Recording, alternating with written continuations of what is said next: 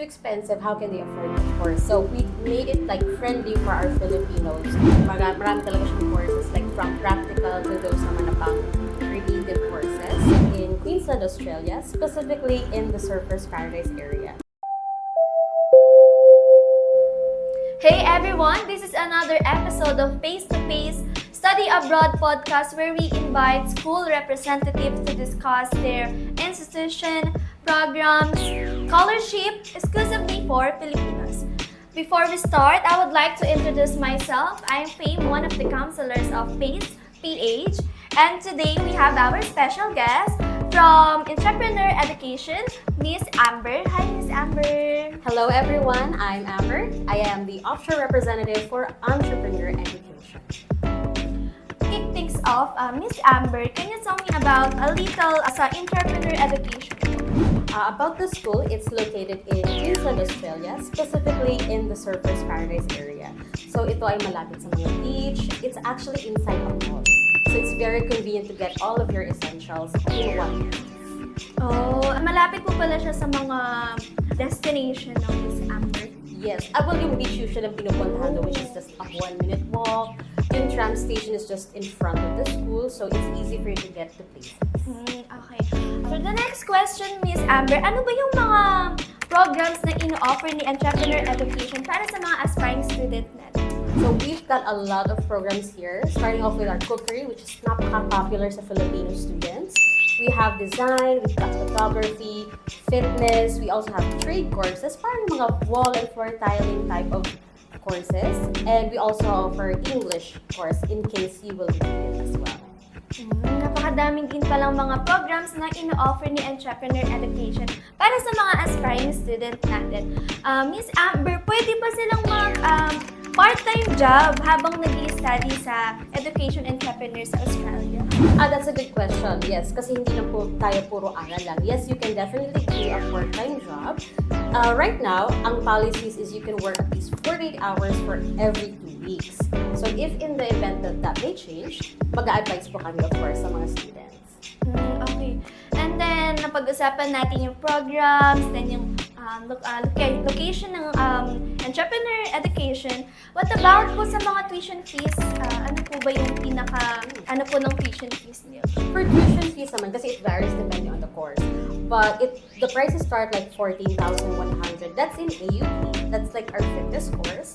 If you're looking for something like the cookery course, that's the one popular with Filipino students. Right now, that is at around 23,000 AUD.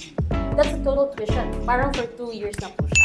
Oh, naka-estimate, parang package na po siya. Yes.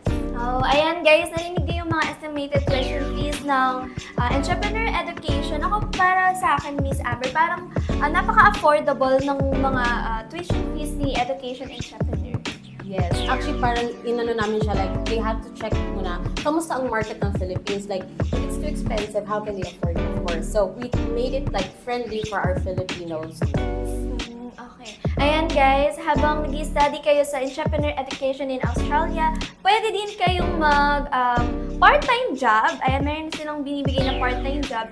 And also, napaka-affordable ng mga tuition fees kay Entrepreneur. Miss Amber, eto, ask ko po sa inyo, if you had 3 words to describe Entrepreneur Education, ano po ba yun? 3 words, well, dynamic. Kasi marami talaga siyang courses, like from practical to those naman na pang creative courses. And of course, you have to be bold.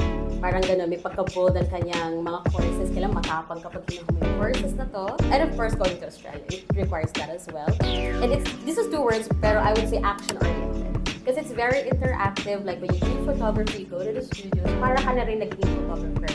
For example, like in cookery, of course, you have the kitchen, on the spot ka talaga nagluluto with your peers. So, ganun siya.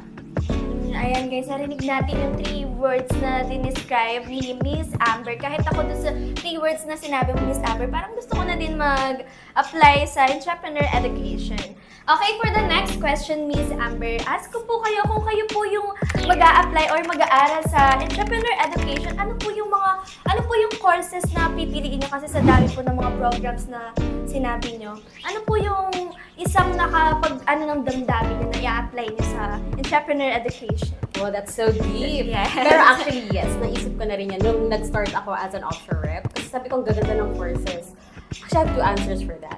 It depends kasi, practicality-wise, I would choose cookery course. I mean, mahilig din ako magluto at home, pero syempre at least yung future ko para kind of secured na siya for a Filipino student, of course. Pero if money isn't the issue, I go for the arts, like creative stuff, design or photography definitely. And then I'll go to Europe. Okay. Thank you so much, Miss Amber. So, I also have a question. Like, Yes, sir. what if naman ikaw yung international student? Like, what would be the course na you would like to take at Entrepreneur Education? Ayan. Nasabi mo nga kanina, Miss Amber, meron kayong cookery. So, ako, trivia ko lang. Ako kasi from Pampanga, ayan, mga Kapampangan. Ayan, yung mga Kapampangan po kasi is magaling magluto. Ayan, masarap magluto. Kaya ako po, yung kinuha ko po kasi nung college ako is cookery. Oh, okay. So, kung dahil nga po nabanggit nga, meron cookery dyan, so yun po ang kukunin kong ano. Which is a good thing kasi it's connected. Kasi usually for students, they always think that I'm currently doing like automotive work, but I want to do cookery. Deary, it has to be connected. So maybe you can take NC2, like maybe NC2 connected with the course that you want to get in our school para meron kang, at least meron kang background. Kasi hindi ka pwede yung bigla ka na lang magpipili ng any course. Okay po. So, hindi siya parang, kunyari po, automotive ako nung sa past education background ko. Yeah. So, gusto ko po mag-apply ng cookery. So, parang mahirap po siya. Medyo alanganin siya kasi it has to be in line. Kasi malaking question mark kay immigration usually yan. That's usually some of the things that becomes refused. So, much better now, we look for, that's why you have agents like you. So, you are able to tell the students like, we can guide them. This is the best pathway for you for now. But if you do change your mind, we can definitely check what are your options. Okay. Thank you so much, Miss Amber. So, you're going to Australia? Yeah. Tomorrow na agad, Miss Amber. Iba na po yung counselor po nila. Gusto ko na mag-apply sa entrepreneur education para Yes. naman makapakita ko din yung cooking skills ng mga True. Kapampangan. At hindi siya one-time, big-time payment. Of course, this is monthly payment. It's installments, so hindi siya mabigat. So you just have to pay a certain deposit before you get the certificate of enrollment. And then, that's when you go ahead and proceed with everything. Once you're on shore, dun na po mag-start yung monthly payments. Oh, okay. Napakaganda pala kasi, Miss Amber, na sabi mo, affordable na yung tuition fees. So, pwede pa siya mag-monthly, hindi siya yung one-time, big-time na Yeah. payment. Masyado mabigat yun for our Filipino students, or international students rather. So, that's the payment plan that we offer. I mean, there's monthly, quarterly, but I mean, if you can do monthly, go ahead. Whichever, kung saan ka masaya. Sabi, dyan ako masaya, Miss Amber. Sa entrepreneur, enroll Yes, na! sa entrepreneur. Ayan. Before we wrap up, Miss Amber, can you give us a word of encouragement po sa mga aspiring student natin din sa mga listener natin din sa podcast natin? I would say, if it's your passion, tas you think mas maganda yung kanyang future kapag when you go to overseas. Kasi iba talagang learning kapag nandun ka sa ibang bansa versus with the Philippines. Because when I was younger, I was also an offshore student. So I can say, talaga yung difference niya is super layo. So go with your passions, go to Australia. Ayan guys, go, go, go, sabi ni Miss Amber.